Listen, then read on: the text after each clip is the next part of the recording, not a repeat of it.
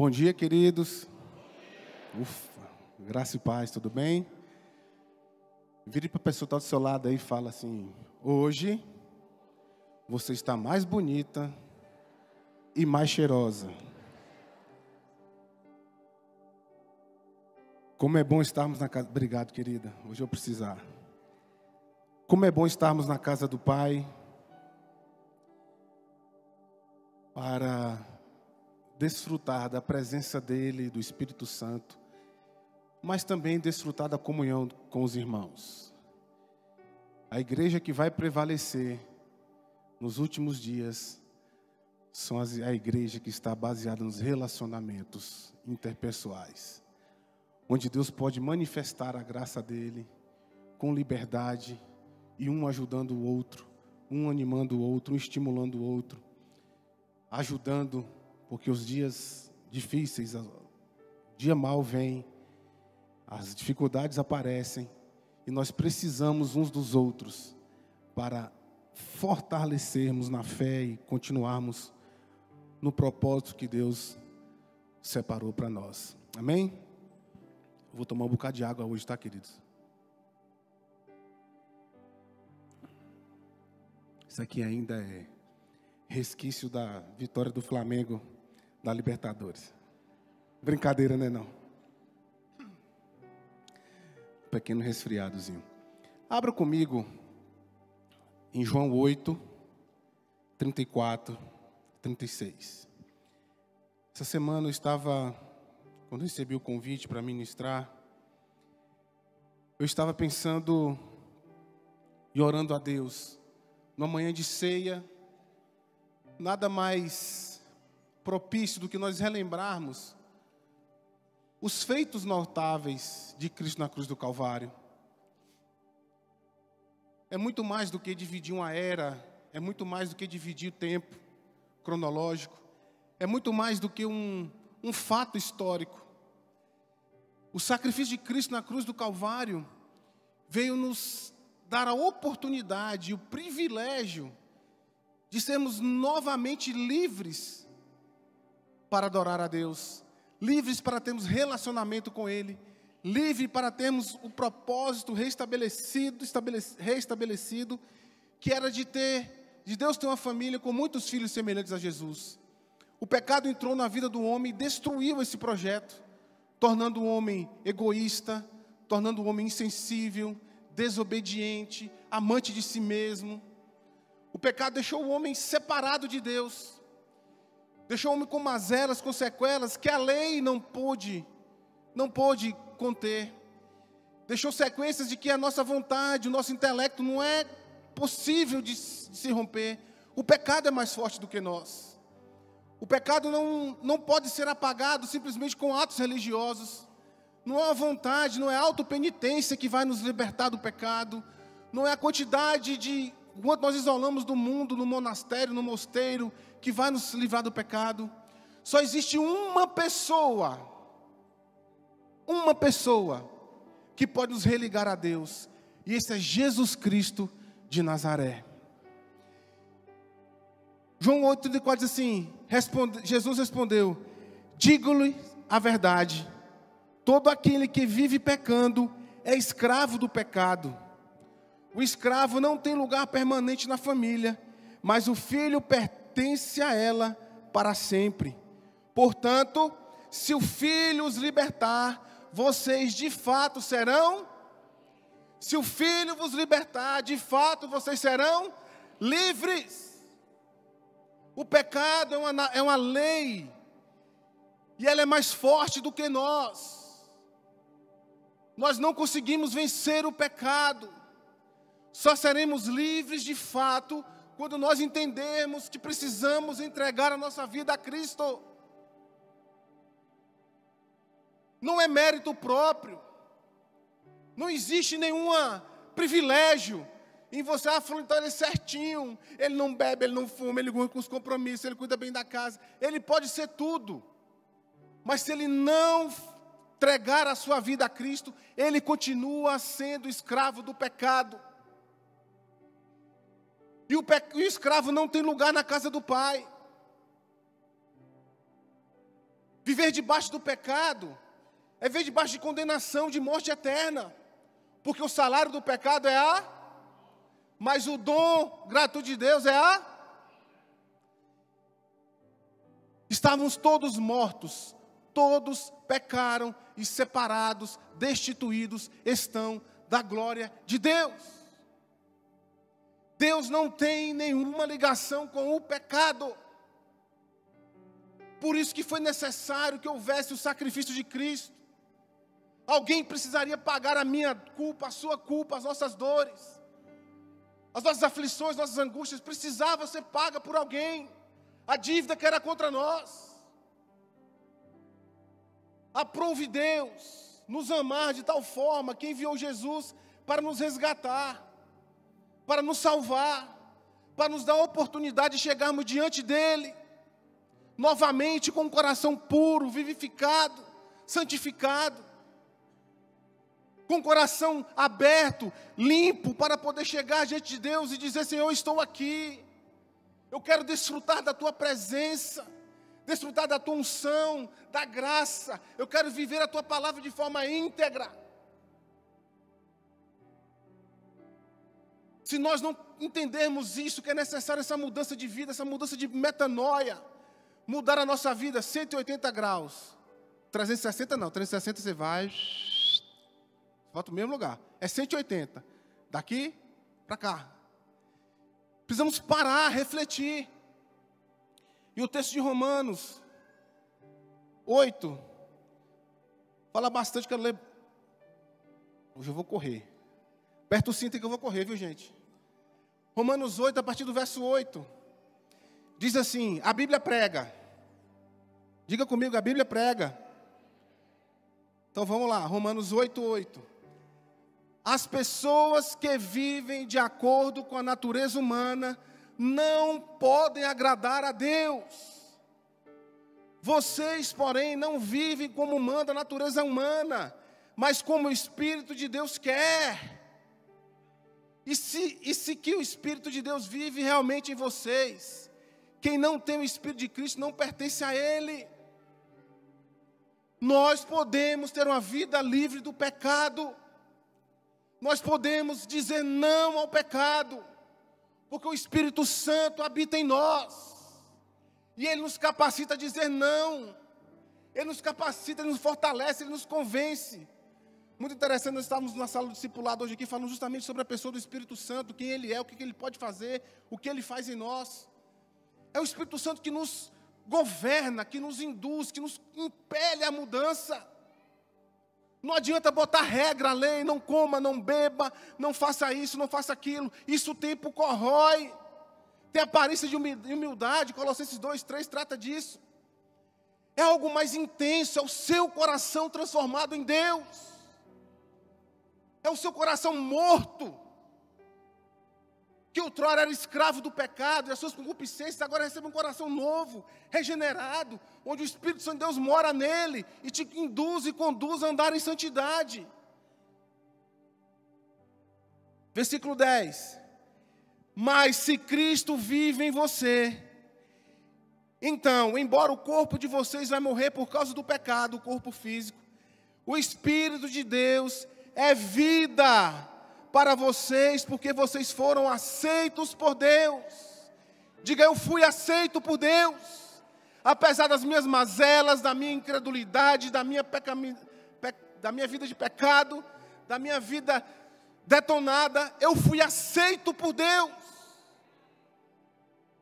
O grande problema que o pecado trouxe ao homem foi a crise da identidade, quem eu sou. E o segundo é para que eu fui criado. Então a rejeição cessa aí. O Deus me aceitou como eu sou. Meu pai pode ter me desprezado, minha mãe pode ter me desprezado, meus amigos podem ter me desprezado. Eu posso ter qualquer crise existencial. Mas quando eu entendo que Cristo me aceitou, Ele me libertou, Ele me livrou desse jugo, da crise existencial. Ele me deu uma identidade nova. É muito mais do que um certificado, um título. É o Cristo te amando. É o Cristo vivo, resgatando você do pecado, te livrando de forma completa. Versículo 11.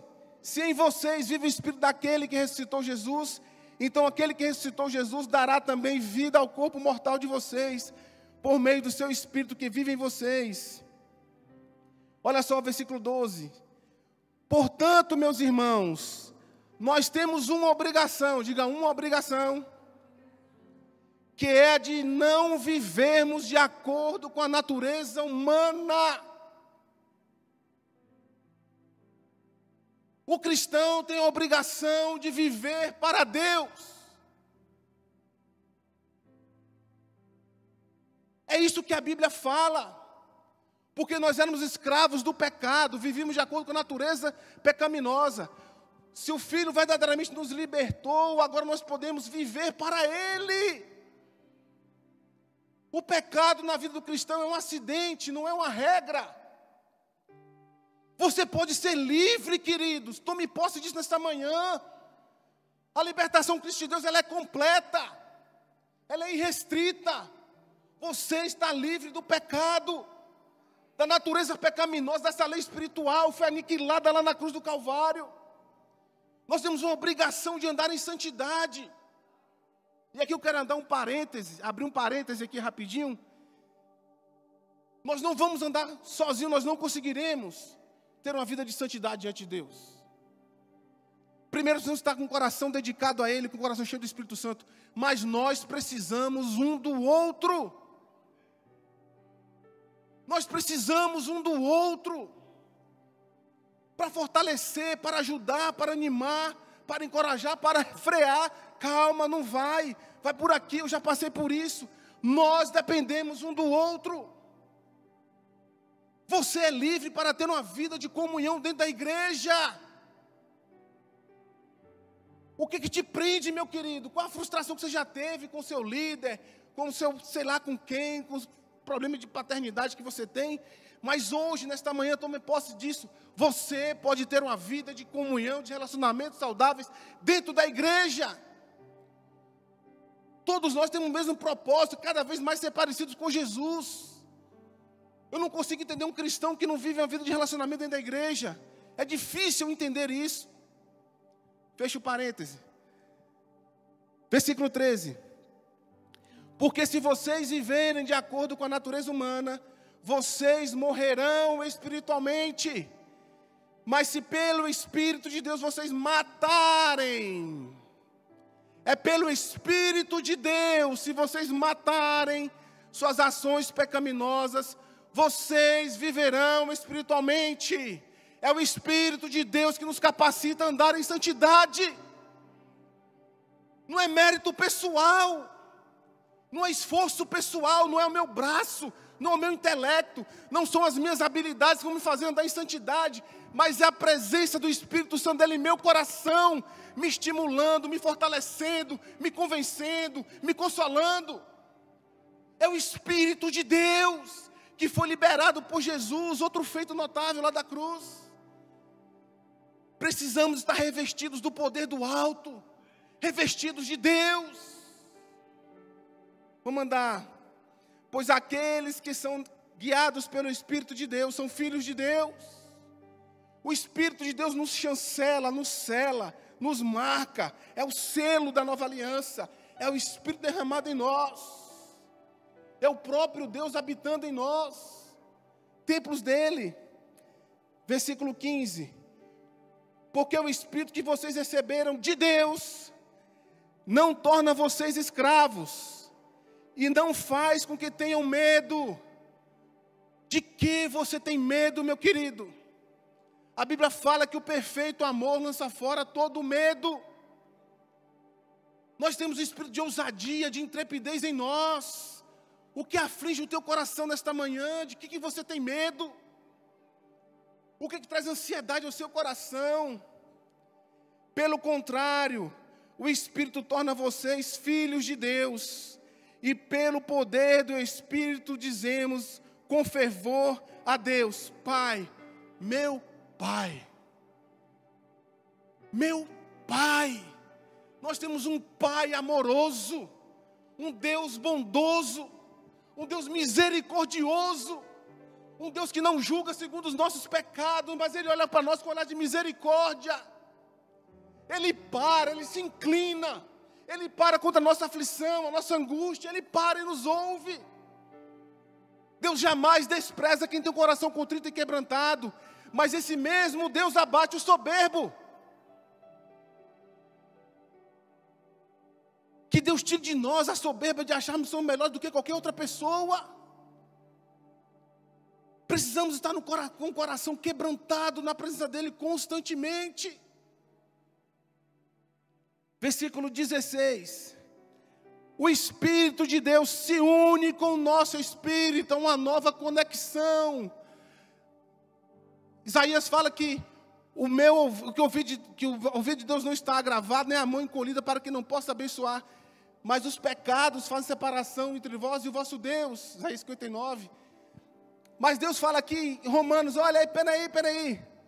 O Espírito de Deus se une a uma união, a uma nova conexão entre nós e o nosso Deus.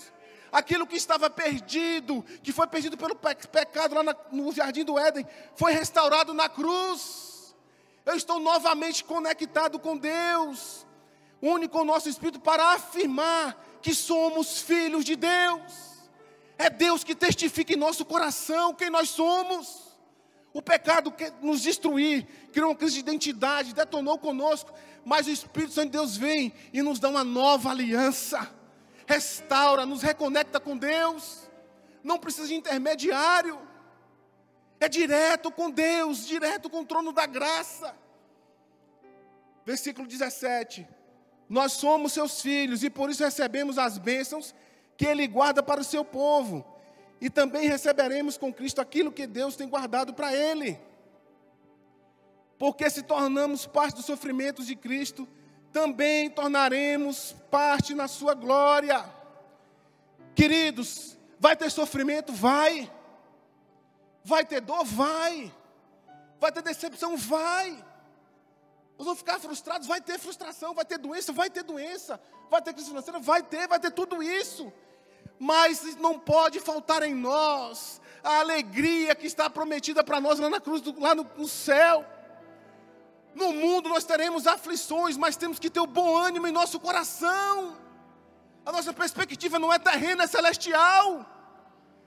O nosso foco é o céu. O nosso alvo é o céu. Ficamos muitas vezes focados nas coisas terrenas, o dólar sobe, a bolsa cai, não sei quem vai para lá, vai para cá e mexe. É Deus quem nos sustenta. Mesmo no sofrimento, mesmo na dificuldade, mesmo na angústia, Deus está conosco. Você pode estar só, mas nunca está sozinho. O Espírito Santo de Deus habita em você. Ele é o seu consolador. Ele vai te estimular, te amar, te fortalecer. Vamos, aleluia. Eu penso que o sofremos durante nossa vida não pode ser comparado de modo algum com a glória que nos será revelada no futuro. Nada pode ser comparado à glória eterna, meu querido. Estamos aqui correndo atrás de coisas. Esquecemos do céu. Achamos que somos eternos. Eu estou numa corrida de revezamento 4 por 100. 4 por 100 anos.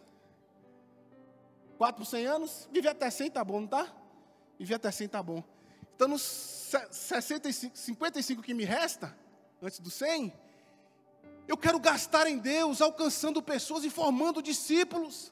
Eu preciso passar a tocha, preciso passar o cajado para as outras pessoas. O que nós temos feito da nossa vida, queridos? Em quem temos gastado o nosso tempo, a nossa confiança? Versículo, deixa eu pular um pouquinho aqui, não vai dar tempo. Versículo 28. As aflições, as angústias, as dores. Por incrível que pareça, como a gente é, eu falo assim, experiência pessoal, perdi meu pai quando tinha 11 anos de idade. E esse texto me trouxe muita confusão quando era adolescente. Como que eu perdendo meu pai pode cooperar para o meu bem? Você sabe qual é a resposta, querido? Você sabe a resposta disso? Eu também não. Eu também não sei. Mas eu sei que coopera. Não é porque uma verdade ainda não estabeleceu na sua vida que ela deixa de ser verdade. Não é porque você não está experimentando algo ainda que você conseguiu entender que aquilo não é verdade na sua vida. Eu sei de uma coisa, que nunca me faltou nada. Nunca faltou recurso. Nunca faltou alguém que me amasse. Nunca faltou alguém que me exortasse. Nunca faltou alguém que me estimulasse. Sempre tive referências de homens santos. Falhos, limitados, sim. Erraram. Mas homens sérios. Deus não me deixou só. Deus não me deixou desamparado. Tudo cooperou para o meu bem. Mesmo sem eu entender o motivo. Você não sabe o motivo porque seu filho afastou. Você não sabe o motivo porque a doença te alcançou. Você não sabe o motivo porque quebrou. Mas tenha uma certeza. Deus está cuidando de você. Isso vai cooperar para o seu bem. Vai te fortalecer. Não desista. Não deixe a amargura tomar conta do seu coração. O importante não é o que você não tem, mas é com quem você está. Eu posso estar no mais alto monte, tu estás, no mais profundo vale, tu também estás. Deus é o Deus de perto, é o Deus de longe, Ele está conosco todos os dias, em toda e qualquer situação. Uma aguinha. Porque aqueles que já tinham sido escolhidos por Deus, Ele também separou a fim de que se tornassem parecidos com seu Filho. Ele fez isso para que o Filho fosse o primeiro entre muitos irmãos. Você faz parte da família de Deus. Fala, eu faço parte da família de Deus. Eu não sou mais órfão. Eu fui aceito. Eu fui acolhido. Assim Deus chamou os que havia separado, o pecado os separou, mas Deus chamou de volta. Não somente os chamou, mas também os aceitou. Não somente os aceitou, mas também repartiu a sua glória com Ele. A glória de Deus é manifesta na minha e na sua vida através de Jesus Cristo. Através do Espírito Santo dEle. Nós somos templo do Espírito Santo de Deus. A glória dEle habita em nós. Diante de tudo isso, o que mais podemos dizer? Se Deus está do nosso lado, quem poderá nos vencer? Quem poderá nos vencer? Quem poderá nos vencer? Ninguém. Nós somos indestrutíveis em Deus. Nada vai nos alcançar, mesmo que o nosso corpo esteja sendo deteriorado, envelhecido, cheio de ruguinha aqui, ruguinha ali, cabelinho branco, um sem cabelo mais. Mesmo que o tempo vá corroendo, mas o nosso espírito, ele é vivificado em Deus. Fazemos parte do projeto eterno de Deus, queridos. Porque Ele nem mesmo deixou entregar o seu próprio Filho, mas ofereceu por nós. Se Ele nos deu seu Filho, será que também nos dará todas as coisas? Quem acusará aqueles que Deus escolheu? Ninguém. Quem vai te acusar? Diga ninguém. Quem vai te acusar? Ninguém. Porque o próprio Deus declara que eles não são culpados. Será que alguém pode condená-los? Ninguém. Pois foi Cristo Jesus que morreu, ou melhor, quem foi ressuscitado e está à direita de Deus. E Ele pede a Deus em nosso favor. Jesus intercede por nós diante de Deus. Ele não só morreu, mas Ele intercede por nós. Vai, Esdras, vai dar certo, vai pisar aqui, vai para lá. Não, papai, segura ele, parece meio impossível, o que segura, para. Deus está conosco, Jesus está conosco todo o tempo, intercedendo por nós diante do Pai. Versículo 35. Então, quem pode nos separar do amor de Cristo? Quem pode, queridos? São os sofrimentos, as dificuldades, a perseguição, a fome, a pobreza, o perigo, a espada. Como diz as Escrituras Sagradas, por causa de ti estamos em perigo de morte o dia inteiro. Somos tratados como ovelhas que vão para o matadouro. Em todas estas situações, temos a vitória completa por meio daquele que nos amou. Pois eu tenho a certeza de que nada pode nos separar do amor de Deus. Nem a morte, nem a vida, nem os anjos, nem as autoridades ou poderes celestiais, nem o presente, nem o futuro, nem o mundo lá de cima, nem o inferno. Em todo o universo não há nada que possa separar o amor de Deus, que é por meio de Jesus Cristo, o nosso Senhor. Somos mais que vencedores por meio de Cristo. Nada vai nos deter, queridos. Nada pode nos deter. O pessoal do Ministério de Música já pode subir aqui, pastor Everton já pode vir também, fique de pé. O que aflige o teu coração? Tem que correr porque o pessoal vai para o Enem. O que te angustia nessa manhã? O que te estressa o teu coração? Deus não está insensível à sua dor. Preste atenção nisso aqui. Deus não está insensível à sua dor.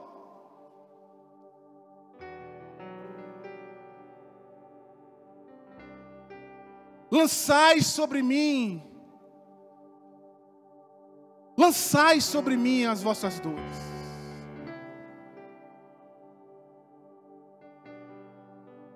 Andar sozinho, querido, não vai nos levar a lugar nenhum. Precisamos estar embriagados do Espírito Santo de Deus. Precisamos estar com o nosso coração totalmente revestido do poder do alto. As nossas escolhas têm que ser pautadas na palavra de Deus. As nossas respostas têm que ser baseadas na palavra de Deus. O que lhe aflige a tua alma nesta manhã? O que te impede de experimentar o tudo que Deus tem para você? Mergulhe-se na presença dEle. Mergulhe-se na presença dEle. Entrega o teu coração de fato e de verdade. Reconheça a sua incapacidade de vencer o pecado.